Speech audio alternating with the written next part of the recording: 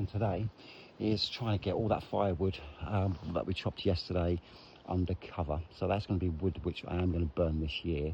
So I am going to empty this box out, take everything out what I think I might need, and then pile all the logs on the box all the way up to the water tank. So if it does, you know, rain through winter, at least we don't have to go too far to actually get like all the logs. But I will have to knock down that log store there and actually restack them all because it has fallen over. So I will do that today. We've got loads of wood which is burned this year as well, which is outside the cabin. Some of it's a little bit soft in places, but it will still burn. And then everything else which is in all the stores is all good wood. So I mean, most of it is hardwood, to be fair. I mean, we've got some cherries, got some ash, we've got some oak and that as well. But I reckon we've probably got about 10 years worth of wood all in all. So I mean, we've got these large stores, what's outside the cabin, and then the L-shaped stores over there where the plants are, then another log store here as well. We've still got, oh god, I reckon we've got about 10 years supply of wood, to be honest with you. Even if I didn't chop anything, I still think that, you know, in 10 years time I'll probably still have a few timbers left to actually burn. And then we've got all this timber outside the new cabin. We've got another 3 stores here which is all ash as well. This is what we chopped up yesterday, so we'll have to get this all, you know, covered up. And then we've got more wood outside the cabin, and then we've got another log store here, which is, I think that's quadruple stacked, to be honest with you.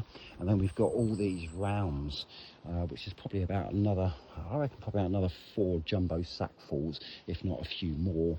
But this to get through is just so hard because it is so knotty. So I do want it to dry out a little bit more, and hopefully if it does split, it should actually make it a lot easier to actually chop up. But I do need to actually just check to actually see I've got enough kindling which is all chopped up, which I'm pretty sure I do. And then once we've actually done all those little jobs, then I'm going to go back to start collecting horse manure. So try and get as much as we can and just keep adding to the pile, so then that way we can actually make our own compost. And then when we carry on growing all the plant pots and that, then that's going to save a fair bit of money on buying like compost in. I mean, it's only costing me like 25p to actually fill each pot up. But I mean, if you're producing, say, like, you know, 100 pots, you know, that's £25, which I could actually physically save myself. There's another plane coming in. It's been quite busy today with military planes, and yesterday we actually had like a Spitfire which flew straight over the cabin, and it was quite low, but it was so loud.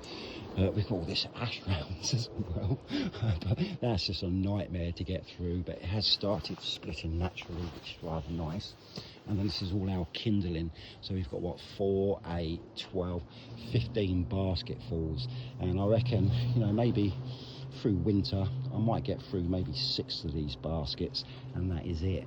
But the fire's going more or less 24/7 inside the cabin because it does get rather cold. I mean, you even wake up in the morning sometimes and you breathe and you can see your breath, and then when you probe the cabin, sometimes the cabin's at like 4 or 5 degrees, so it is rather cold.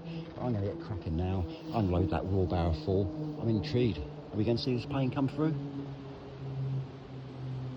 I think it's going the other direction. Anyway, time to start stacking.